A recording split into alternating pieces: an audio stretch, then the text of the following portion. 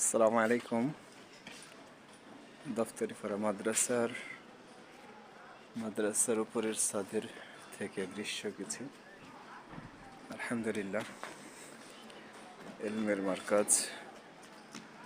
আলহামদুলিল্লাহ, আমাদের নতুন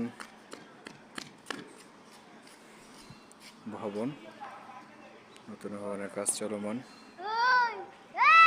এই থাক বাবা,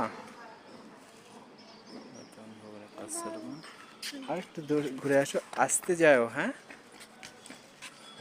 চলে আসো। দৌড়াদৌড়ি করছে।